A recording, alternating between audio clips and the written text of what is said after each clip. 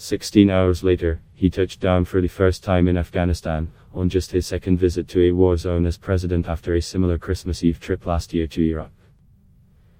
This 16-hour trip, plus the 3 more Trump spent on the ground at Bagram Air Field north of Kabul, were shrouded in secrecy under the protocol that a war zone visit by the US Commander-in-Chief demands. At 2 p.m.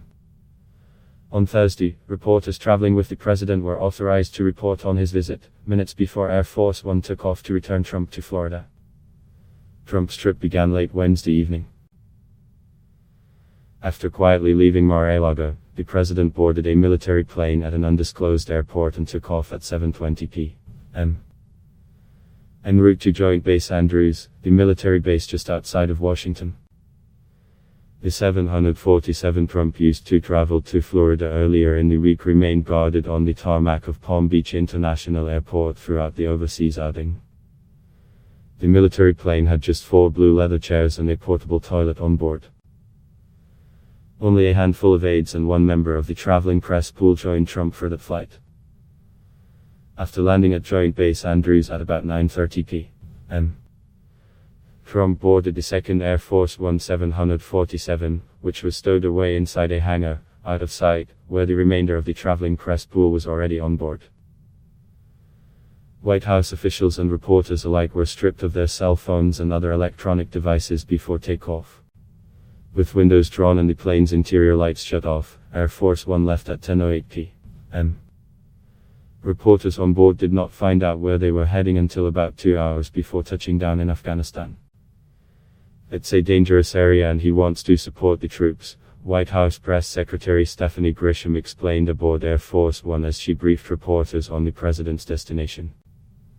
He and Mrs. Trump recognized that there's a lot of people far away from their families during the holidays and we thought it'd be a nice surprise. Trump's plane landed at Bagram Air Base at 8:33 p.m. local time in pitch darkness. Window curtains were drawn once again and the plane's lights were shut off to conceal Trump's arrival. Reporters were not allowed to report on Trump's visit until minutes before boarding Air Force One again to return to the US. Planning for the trip began weeks ahead of time, but only a very tight circle of White House officials were aware. And the White House went to new lengths to avoid arousing suspicion. On Thursday morning, the @Real Donald Trump account posted an unremarkable tweet wishing Americans a happy Thanksgiving. The tweet and several other retweets late Wednesday and early Thursday had in fact been scheduled ahead of time to avoid arousing suspicions around a president who rarely goes a dozen hours without taking to social media. The trip was Trump's first to Afghanistan and only his second to a war zone, following a similarly secretive trip to Iraq for Christmas last year.